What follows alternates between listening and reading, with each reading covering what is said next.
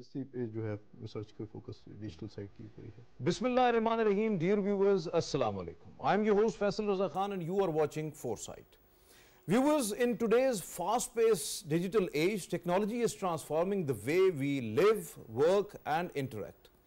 Pakistan, with its young population and growing middle class, is poised for a digital revolution.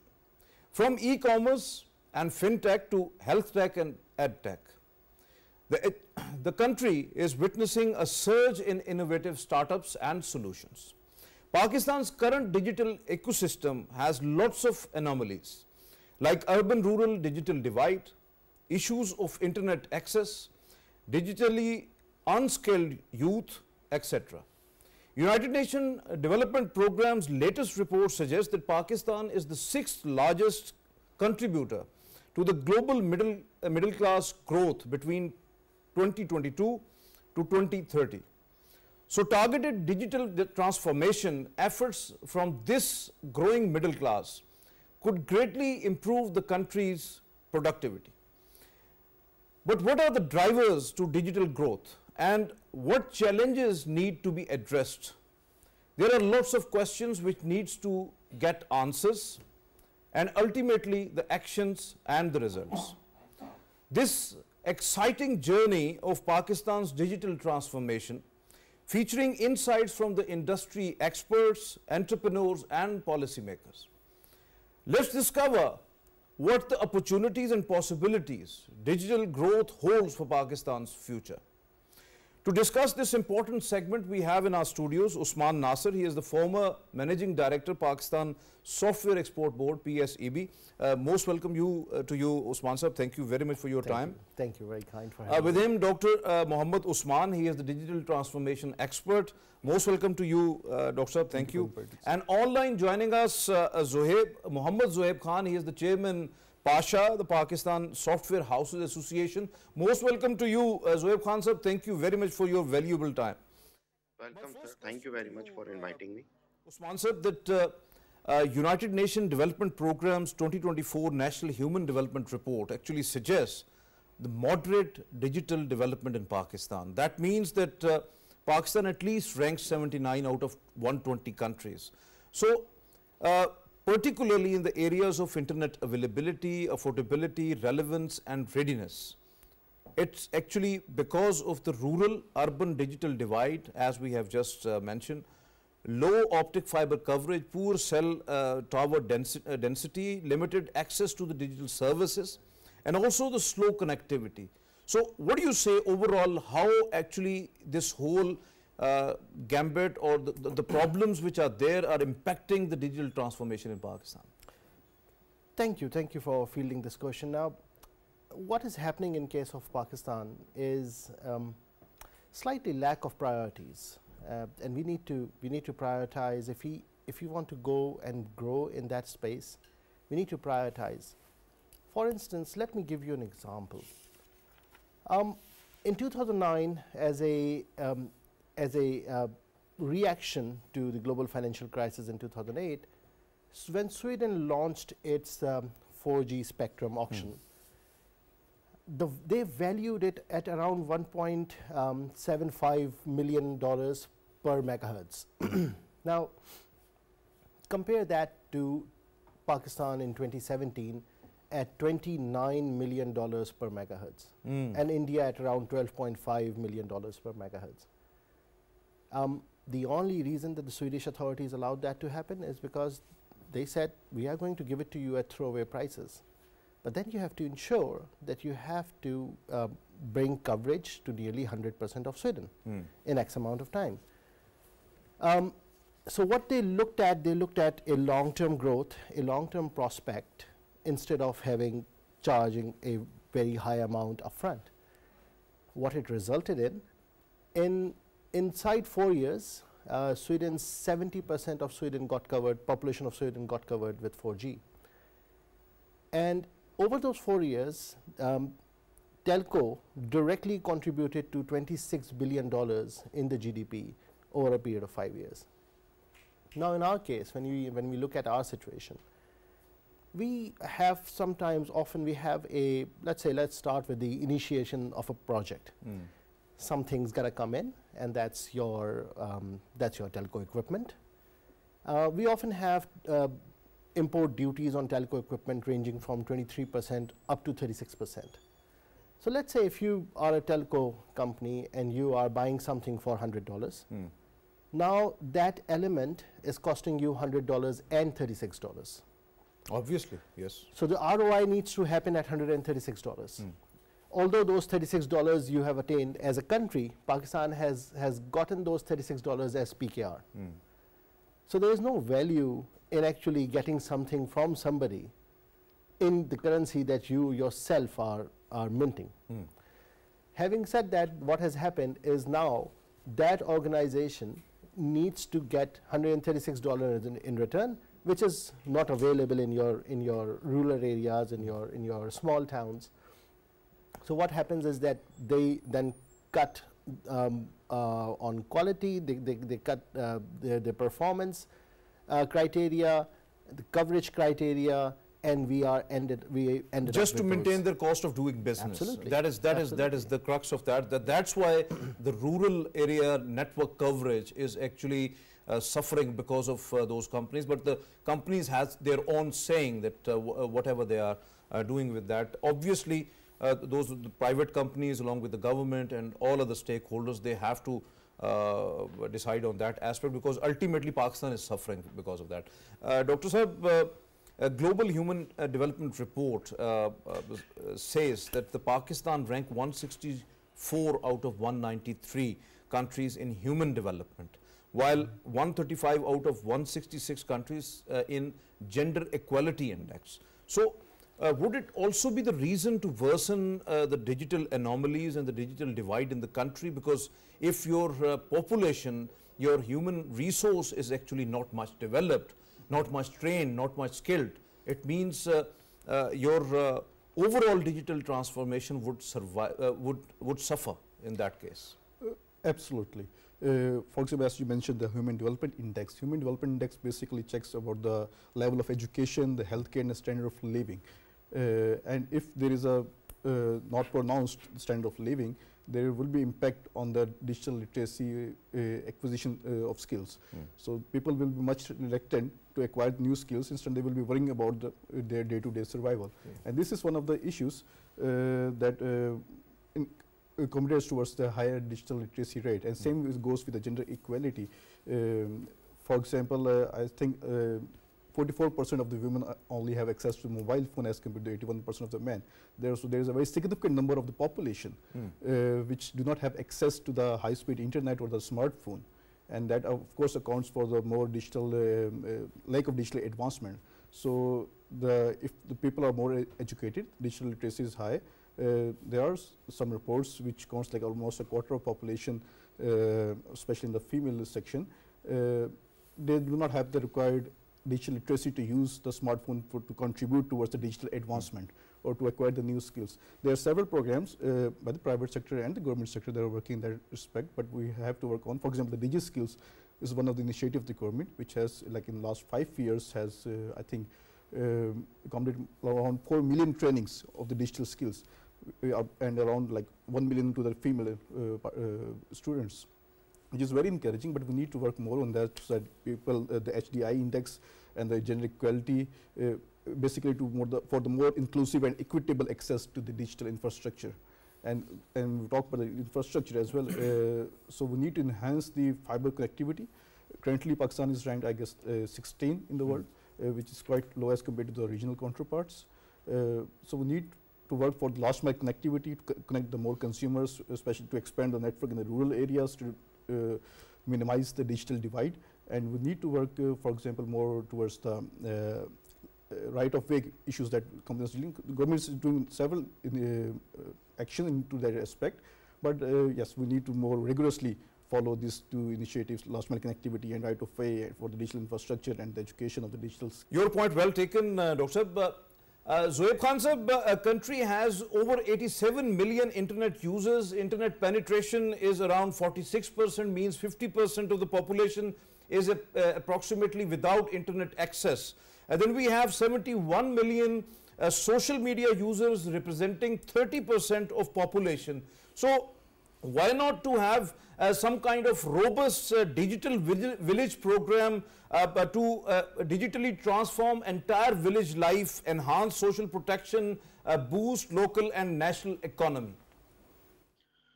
Ji, thank you very much for addressing very important point, but I would like to continue of your last question to my colleagues that the fundamental for IT literacy and IT training, the fundamental key areas are the first is the connectivity, of course, which I will answer later according to your question. First thing is that how we are training our people. Look at the universities, look at the institutes, the academia, the teachers. Did they process and go through with the master training program for the future of works? The international market is demanding high quality skills if you're talking about generative AI or cyber security or digital transformation. So the fundamental issue is not training, number of people, or mass level of trainings. Fundamental issue is how to train. Is our curriculum is professionally developed? Is our all the faculties are trained through the world class master training program? This is the fundamental issue, and we have already shared these suggestions to the government, and I hope it will be covered soon. And after this, there will be a massive thing. My colleague just mentioned millions of training for the digital skills program. I respect that and I appreciate that. But if those people have been, trained so well, so look at the successful people contributing to the national economy and bringing dollars to Pakistan. If these millions people train in the full IT skills. Second is the connectivity.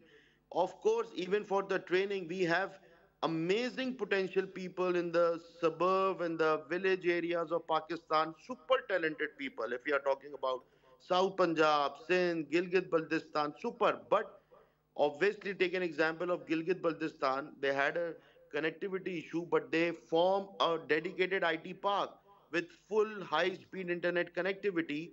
And from there, with the people are, generating revenue, bringing dollars. And if we are talking about connectivity, forget the future connectivity. Look at the 4G right now. We are talking about 5G. 4G is not penetrating so well within the cities also. And if we are talking about, mass level, or you can say a great mileage of the connectivity throughout the Pakistan, I personally think that it's a government task or government responsibility to increase the fiberization network throughout the Pakistan because they have heavily collecting taxes from the consumer, from the telcos, and it needs to be. And I think there is one organization called USF. They are doing in the rural areas, and they did so well. But my only objective and concern is that we need connectivity every corner. Why? Not just for the training sake, but also if we are targeting for foreigners to come to Pakistan.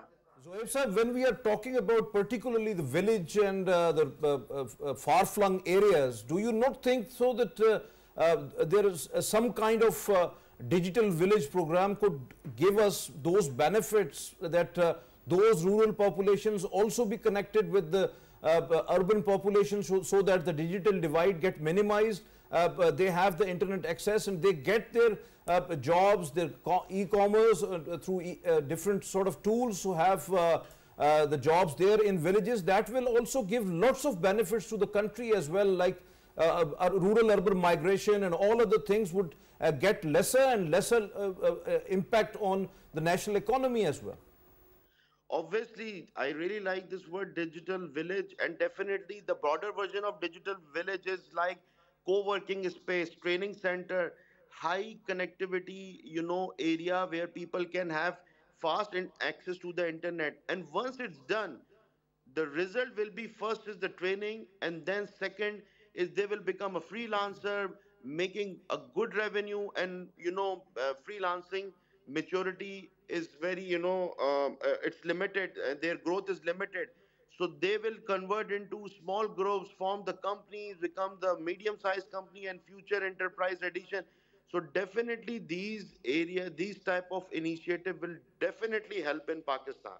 Definitely, you as I said, the UCs, we can convert them into the e-hubs. Along with that, the e-education, the health tech, agri-tech, e-commerce, and at the grassroots level would pave the way for national development actually. So, your point well taken.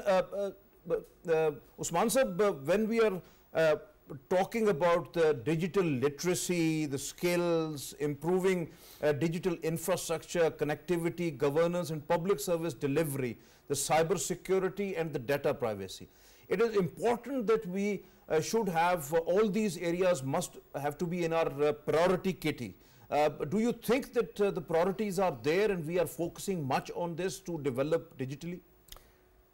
So unfortunately, starting an initiative is one thing, making it financially viable, giving it some sort of business viability, that's a different talk altogether. We haven't done the later. We have initiated programs and we have done ribbon cuttings, but that's it. So what do we need to do really is to understand what does this all means. So when Zohaib and Raza talks about connectivity, just to reiterate where we were at and where it all begins from is we decided to charge telcos for connectivity spectrum in dollars, and we asked them to recover that in PKR. But between 2017 and now, we have devalued our currency by 165%. So what we have done is we have taken out any ROI from that particular case. We have taken any business sense from that particular case, and we've just moved on. So once they are not interested, you would not have any connectivity in those regions.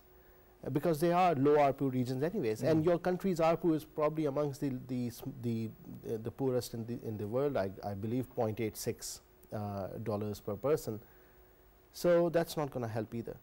Now, what we need to understand, we need to bring financial viability back into everything, and that needs to happen by understanding tax, by understanding the strategy behind tax. If we are just leaving a certain percentage of tax on everybody, and we are not realizing what sectors can pay that and what sectors cannot pay that, what sectors have other opportunities if we leave that particular tax on that, and if we don't understand that reality, then we are going to lose out. Now, coming back to where you were asking the question. Now, imagine that we are to develop a CERT rule or a cybersecurity principle. For that, the equipment needs to come from abroad. For that, we need to train people to actually implement it. Obviously. For that, we need to have a policy. We need to have a cloud policy. We need to have the cybersecurity policy getting implemented as well. Obviously. So if we now, if we are leaving around 30-35% tax on payroll on people who are capable of doing that, and these people have the opportunities of moving abroad at 9% tax and 2.5 times the value that they are getting here, we are not left with the smart people. And you were mentioning about the urban and rural divide and the urban and rural migration. We have issues with urban migration, permanent urban migration abroad.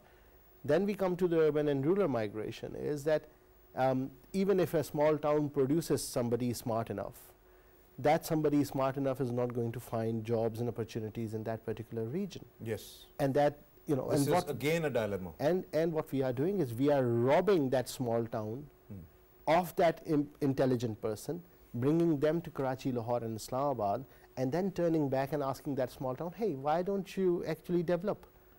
We are not leaving them room to develop. So so where we worked on that larger agenda of setting up technology parks, and this will create a momentum in the coming years. We need to understand that when we are talking about these technologies, their implementation, this needs to be a national level framework. Definitely, you are absolutely to make right. Business sense. Absolutely right. Absolutely right. Dr. Usman, according to China, Chinese compiled the World Internet Development Index 2023 based upon IT infrastructure, the digital technology and innovation capability, digital economy, governance and cyber security. Pakistan ranked 42 out of 52 countries. That is at the bottom basically. So how do you respond to it? Yes, I think this was the first time that Pakistan was included in that index, and of course the number does not present a very optimistic picture, but there are a lot of things to do for the digital infrastructure. For example, as you just mentioned the digital village, and so I was also saying the Zohaib that they are very talented people, no doubt about that. But as you also mentioned that there's like 44% of the population. By the way, this digital village is the term which I just scrolled down, but that was not basically. I know this is an interesting idea circulating somewhere. I understand. This is a very interesting idea. What I'm trying to say. But the problem is 44% of the population is without the internet, and if we look at the high-speed fixed broadband connectivity, the number is even quite lower for that as well. So we need to extend our infrastructure to those areas to include them in the digital literacy and digital advancements. Obviously. And we have to work on the digital economy factors as well, how we can support the local businesses to use the internet and the digital things. For example, all about the trainings. So there is now the MOOCs, the massive open online courses like Coursera and Udemy. So we can work with those professors, with those universities, and HEC already is running a program, but that's limited to only the people that are enrolled in the HEC university, not for other people, because the world is now going to be a skill-based work. So we need to include the people who are not enrolled maybe in the university, but this is a youth-savvy, tech-savvy youth country. So we need to include those into the digital advancement policies that we are doing. And instead of doing like fragmented sections, we need to have a comprehensive roadmap that will include, so for example, IT exports have been increased in the past Obviously, few years. We have to take things at national level, and we have to accumulate our efforts rather than just in pockets or in silos. We don't have to move in silos. Exactly, really. totally. Obviously. Zohaib sir, when Planning Minister Ahsan Iqbal described access to digital resources and modern technologies as a fundamental human necessity, so then why not to have democratization of digital development, introduce incentives and internet subsidy for underdeveloped areas to it also, so that it can increase the adoption of modern technologies and have digital transformation across the country? Thank you very much. Very valid point. Again, the way I mentioned earlier, the future of technology. The future of technologies are going to be, I mentioned the artificial intelligence, and some of the, extensive training and IT skills need a lot of efforts and R&D in terms of like survey that for next 5 years, what type of resources Pakistan should produce in terms of modernization of the training or in digital transformation and all.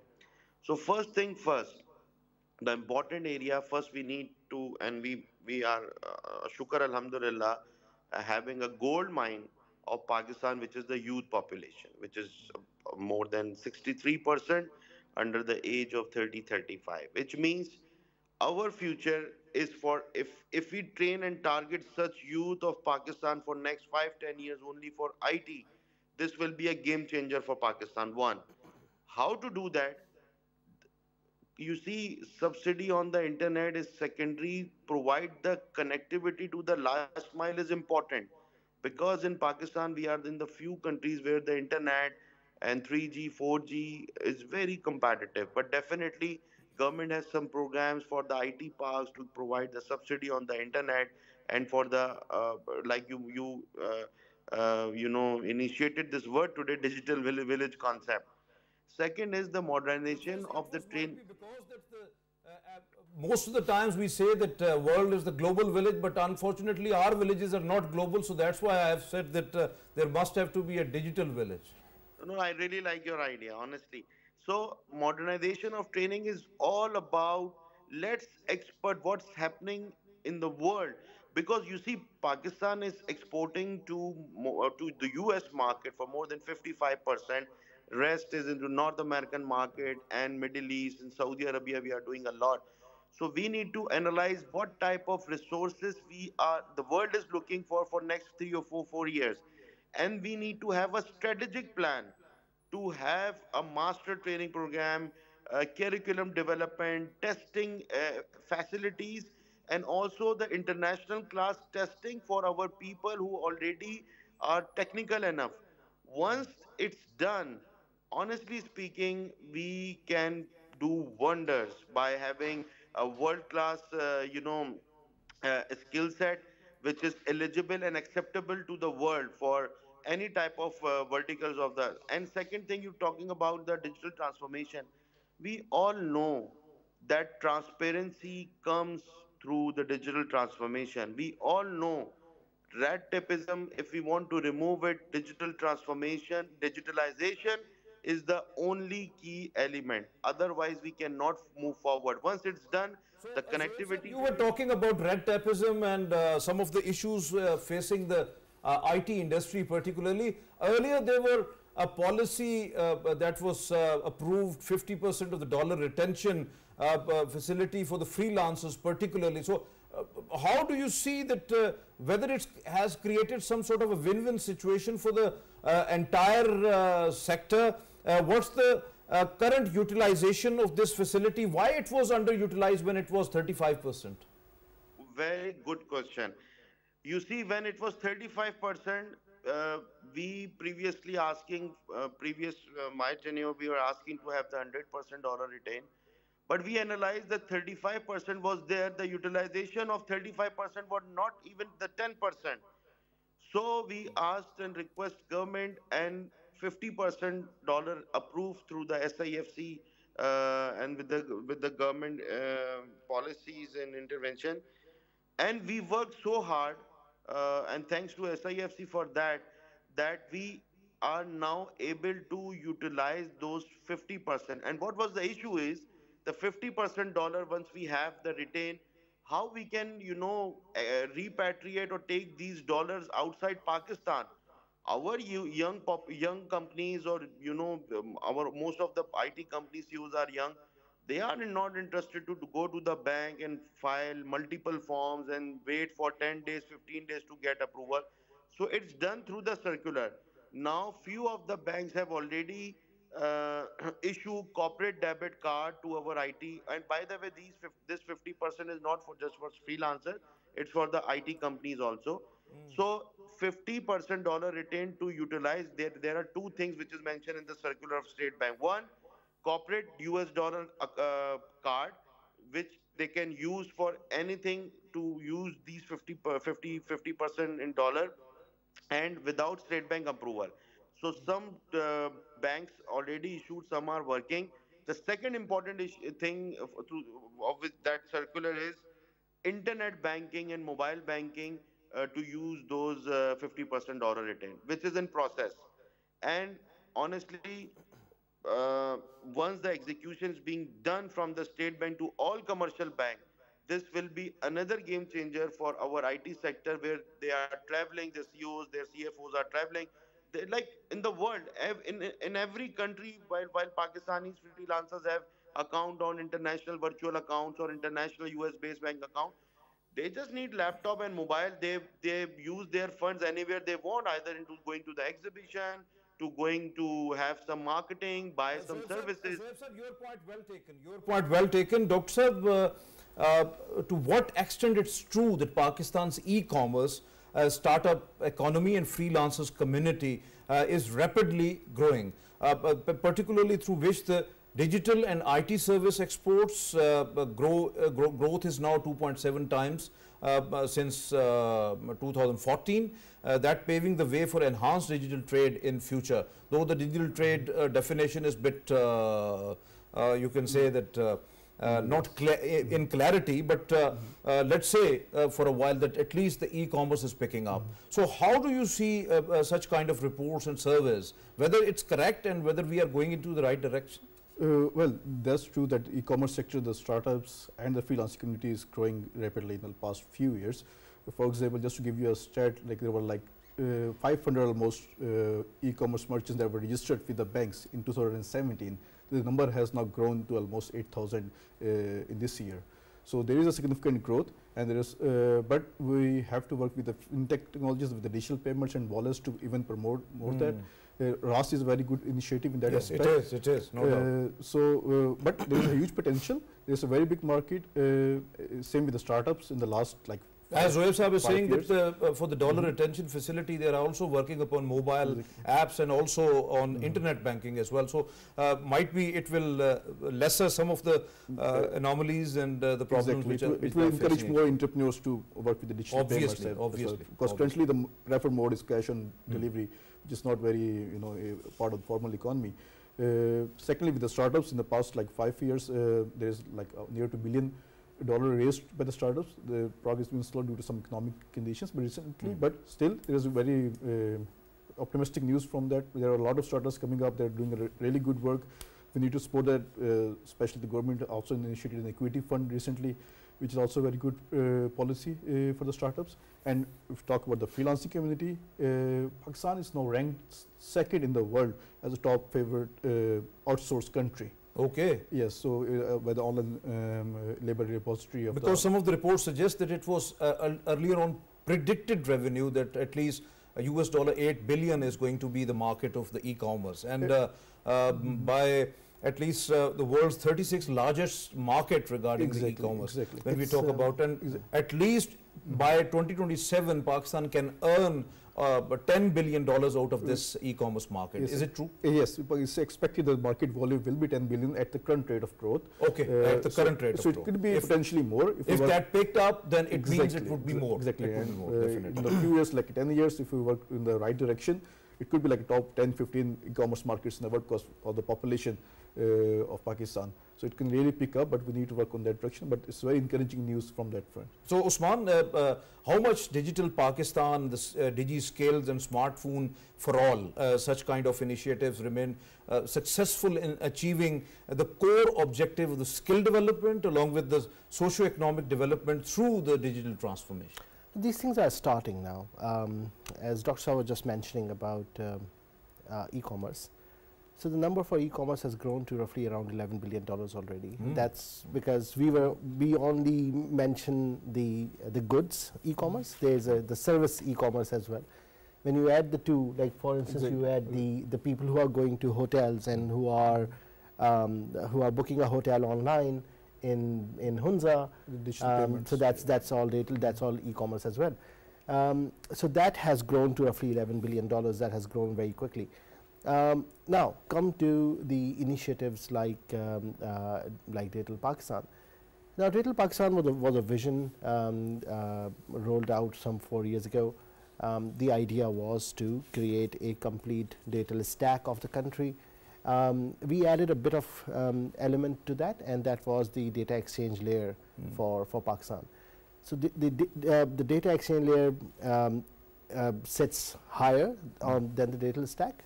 And connects all the governance platform, all the business platforms into a single data exchange platform.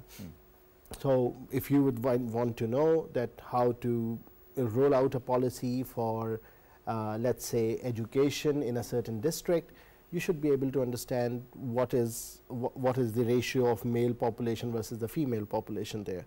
For that, you need to get interacted with the Stats Bureau, or and then what you need to understand that what's the farthest university from that particular space. So for that you need to correlate the data from HEC. So when data exchange layer comes together, it will piece all of those puzzle pieces, and you'll be able to exchange that data. So that's one element. The other element is the implementation of the Pakistan Digital Stack. Pakistan Digital Stack is a software framework, Okay. which then allows everybody to come in and integrate their systems into that digital stack and communicate through the data exchange layer. Beneath all that is the datization of SMEs, datization of health, datization of education. And this is where we feel we can actually tap into the work that all these technology companies have already done. So for instance, there's a technology company which has created, let's say, a HR platform. There's another one which has created an accounting platform. Now, if you have a framework, an API integratable framework, where where you can ask the company which has done the HR module, and you ask the company which has done the accounting module to put their solutions there, and they should be integratable. Okay. Right. Okay. So what will happen is, for a small business, let's say if I have a warehouse and I would start with the HR module today, 6 months later I realize I need to add the accounting module as well. Okay. So I can go and I can pick up any of the 10 accounting modules sitting there, because they all are integratable with my existing HR module. So if you can add on according to your will, and you can get benefits out of that whole data layer. Think about it as a Lego stack. Okay. So you can stack one piece over other. Everything would connect. Everything would connect naturally. So that's the whole idea about that. Beautiful. So if we start doing these and we start realizing where and how do we actually need to bring those connectivities, and why should somebody come onto that platform? That's the bigger problem. Obviously. So we have to also figure out how to incentivize companies and small businesses and small practices to come on board, join. This is a huge question, how to incentivize those companies and even individuals. Zohaib sir, as Osman sir was very rightly saying about the incentives. So as one of the leading Chinese company has offered to have skill development of the youth, at least 0.2 million youth from Pakistan. So they have offered now, and might be 0.2 million youth will go to China and have high-tech skills regarding IT and all that. Whether we have the infrastructure available to absorb all those highly trained, skilled youth and aspiring youth to be back home and join Pakistan's IT industry? Thank you very much. You see, as I mentioned earlier, that all the trainings, all the skills must be demand driven. So take an example of Japan. Japan is keep asking Pakistan for last few years that they need 200 to 300,000 people from Pakistan till 2030. I just visited Switzerland few months ago, and there is a serious demand in the cybersecurity expert in Switzerland. Similarly, in Finland, there is a big demand for the gaming animation sector. So if we provide the right skill and the state of the art training in terms of that, after their certification or completion of the training, they will be trained as per the international standard. Definitely there is an international demand. And if you're talking about the generative AI and data sciences, ML, so again, first we need to qualify those youth people for such high end training. Once the qualification is done, pre-qualification is done, then we can definitely, if we can target for next 5 to 10 years, millions, multi-million people, youth of Pakistan. So you can easily calculate the dollar income coming to Pakistan directly and indirectly. And it doesn't matter if they will be going outside Pakistan. Well taken. Your point well taken, Zohaib sahib. Your point well taken. Dr. Sahib, how digital technologies can empower a youth, especially the women, to get economic opportunities like online commerce, the marketing business, especially when we are talking about the small scale businesses like selling something to engage the customers and having transactions from the comfort of their homes. So how do you see that particularly? So the digital transformation actually very much facilitates this kind of transactions. For example, first of all, for the youth and the women, it increases the size of the market they can address. it gives access to the global markets. For example, you can sell on Amazon, on the Etsy. You can sell. The Raza is a very popular platform. Billions of dollars worth sales happens every year on those platforms, and now it has accessible to everyone. And also, unfortunately, we have run short of time. It was a very interesting discussion. I don't want to break really this whole conversation, but I understand. Thank you very much for your arrival. Thank you very much for your presence. Thank you very much, Nasir Sahab, for your presence here in the studios. Thank you very much, Zohaib Sahab, for your precious time, as you are very busy there in United Arab Emirates. So good luck for your tasks. Thank you very much for your time. Viewers, as we have already listened to our panelists, and they are very eager to transform Pakistan, to have the digital transformation, because digital growth ultimately pays lots of economic dividends to Pakistan. And we have to focus and prioritize the digital growth in the country and across the country. We have to work hard to have this human development and gender equality across the country, particularly in the digital domain, and train our youth, particularly women, to skillfully handle all the transformations going on. And also we have to focus on all those aspects which are very much needed, provided connectivity to all areas, internet connectivity, that is very important. We have to focus on digital village program. If the state and the government can run this program, I think so that will end the digital divide and end the the migration going on from the rural areas to the urban areas, and then ultimately from the urban areas to abroad. So SIFC assistance were very commendable on particularly when we are talking about retention facility for the freelancers and all others. So that must have to be intact. And again, when we are talking about this retention facility, there must have to be a mobile or the internet apps of the facilities to transfer that money if they intend to invest. So ultimately that will pay Pakistan's economy as well. An e-commerce market which is the fastest growing, and one of our panelists said that it is, at least right now, it's the $11 billion market. So we have to focus on that, and we have to focus this digital transformation, because if we want to grow in the digital and the modern world and grow our economy and attain the prosperity which we all hope for Pakistan. This is today's Foresight. It's time to sign off. Allah Hafiz.